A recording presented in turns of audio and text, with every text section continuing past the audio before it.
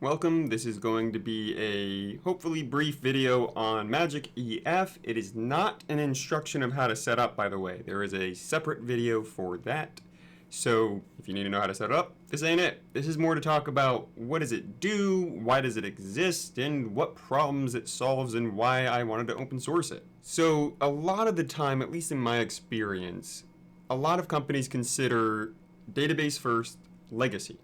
Now, the problem with database first, at least to me, is it just requires a ton of manual work. And it's not always easy to work with properly in development. I've seen some people kind of deploy it well and some that deploy it better than others.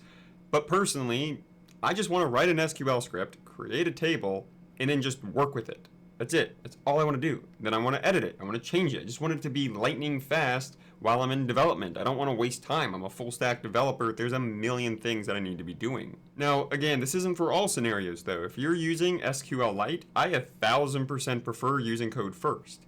And sometimes very small use cases in databases, when there is only a single application that will ever touch that app, then I like code first. But in general, even then, I want to use MagicEF, and I want to show you why I like this scaffolding system. Let's talk about the weaknesses of database first and why MagicEF then resolves those weaknesses.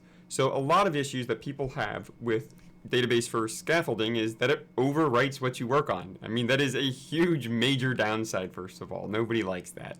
Now, Microsoft's pretty great with making sure that they make these scaffolded models partial, right? And so I met a architectural developer years ago who he showed me his database process where he makes his changes to the database, he scaffolds it, and then you make an extension class. And he also did a lot of other cool things that this implements, by the way, and I'll show that. What really makes this different is the fact that we're going to automate that process because I loved doing those things. I like those extensions because it separates what's in the database, which I consider the source of truth, versus what I'm going to add to it. So we have an extension classes, but we're going to think about that for everything. Everything's extensible. We're going to separate what's going to be overwritten from what we're going to reuse and change, and we never want to be altered by any scaffolding process. There's also additional issues, by the way, when it comes to database first. In enterprise or most production-worthy applications, we need to talk about environments. And when we're talking about link to SQL, we're talking about model creations like what you're seeing behind me. Let me see if I can change this. And as you can see, when it's actually building this during the scaffolding process, look at that. I promise you, I did not make that random numbers, nor did I make this. Should I be naming them myself? Yeah, I should. But I'm lazy, and I forget a lot of the time. I try to remember. But that's actually a drift and an issue, right? We need our entity framework to be aware per environment, no matter if there's changes. They are going to stay the same, but there might be slight alterations. And that's also a downside of database first. It struggles to really ever be able to handle pipeline process environmental changes, which we're going to also talk about how this resolves. And it resolves because of the protocol, because this is a protocol. This is not an innovation with technology. This is not an innovation with cool custom code. Not that I don't think my code's cool, but this is about a protocol, building a process that we never break. Now, before we dive deeper as to how this is working and why it's as interesting as it is, at least I think it's interesting, let me entice you with the coolness of it before we go into more details. That way I don't bore you with the details that aren't interesting until you understand what it's doing first. So let's start with the cool part. Let's say, for example, all this, by the way, is automatically generated. So we just created a table called detailed audit. I put that in the development database. I finished writing it. I'm done. That's all I wanted to do. And now the script, which we talk about in the initial startup guide, so you'll want to watch that later. But whenever you're done with the database, you just run this. That's all you do. Just run the script. And we're done. And what it ends up doing is it actually builds our detailed audit. It builds our helpers. It builds everything. But the cool part about how all this works is not only did it create our scaffolded class, it's going to make our lives a little bit easier with the extensions because we can go to the extension and we can add things here to actually extend that model because we can't touch anything in the DB models. Can't do that. Remember, it'll be scaffolded over every time you make a database change. So only touch it through things like this. And there's other ways to touch it through the metadata class. and things like that. If you're familiar with interfaces, you should be using those things. I know it's uncommon to even know about, even in the higher level field. It's weird, but whatever. Anyways, we're gonna come here, and I actually set up a CLI. I'm going to show an example. So I didn't write anything. I just ran the script. That's all I did. And it automatically generated everything. I can immediately go detailed audit, and look, it's automatically set up. That's pretty cool. So we have our, primary scaffolded version, our extended if we need to add anything or any logic. But we're going to go a little bit further now. We're going to type in new detailed audit repository. Now, this is pretty cool, and we'll talk more about the concrete later and why the protocol helps with that. But we're going to do .getAll and where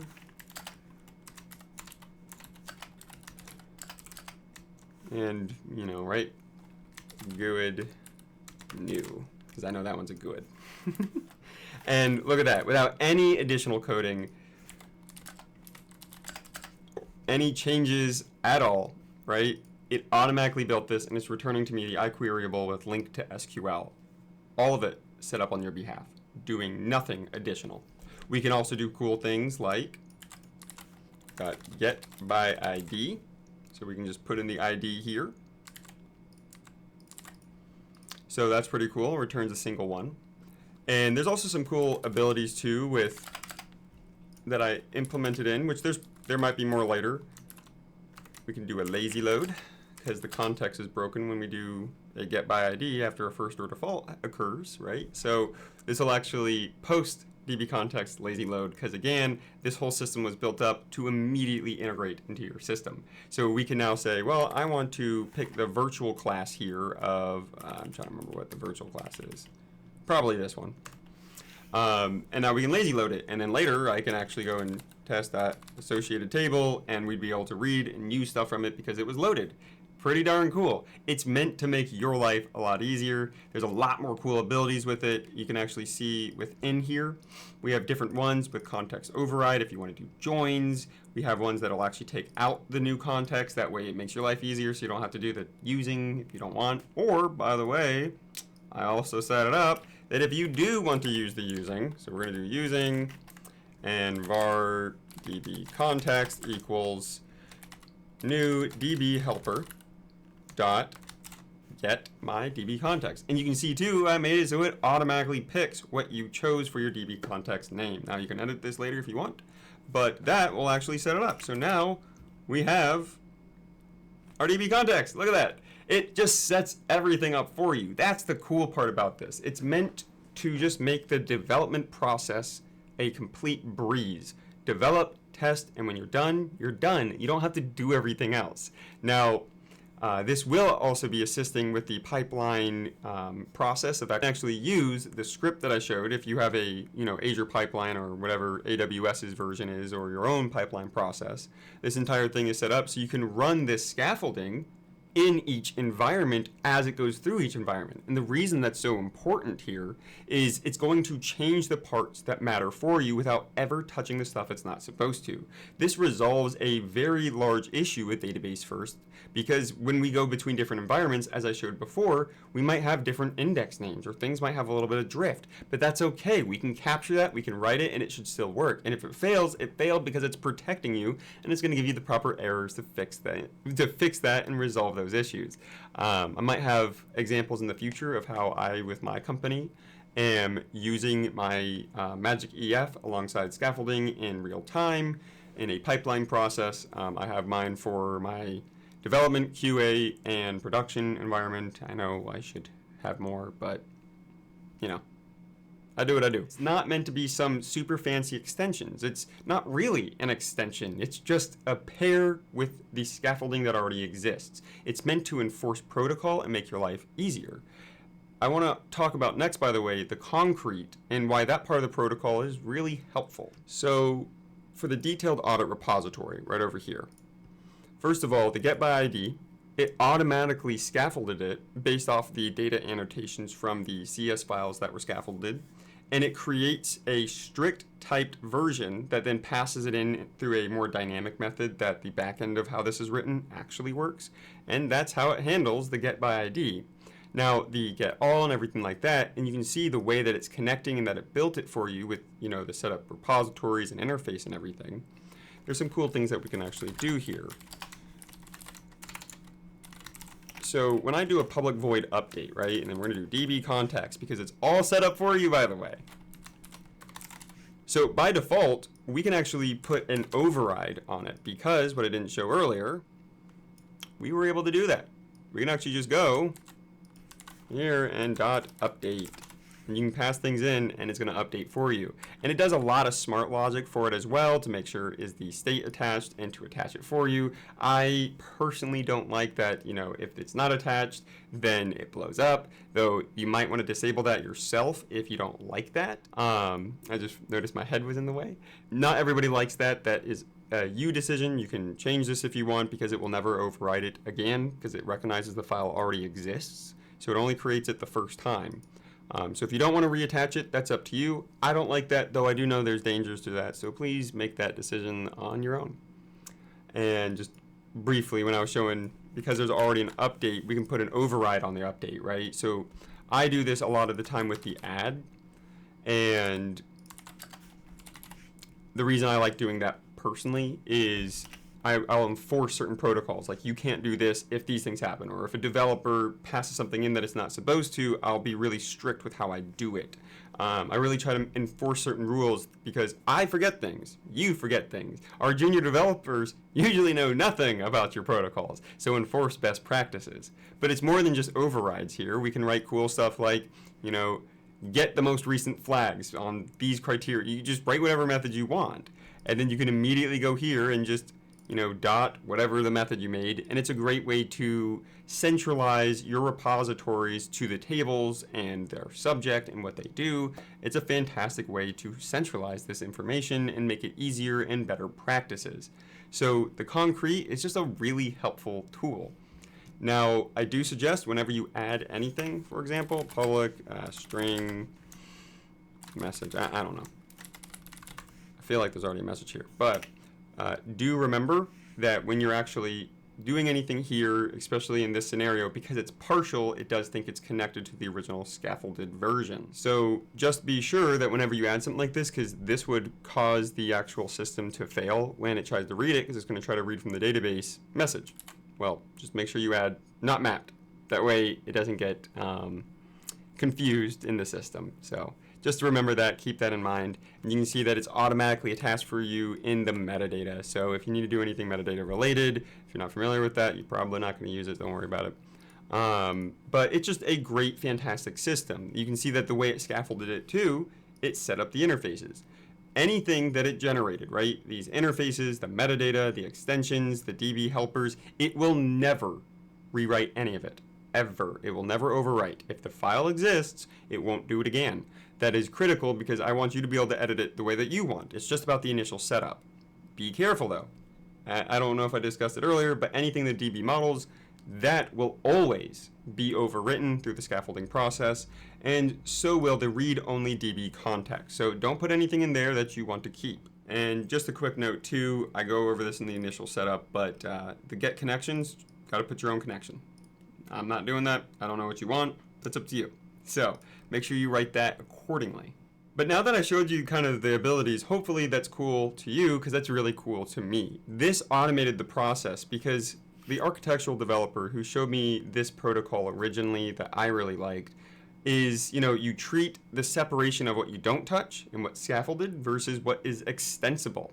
And I'm lazy. I hate rewriting the extension every time because that's what we had to do.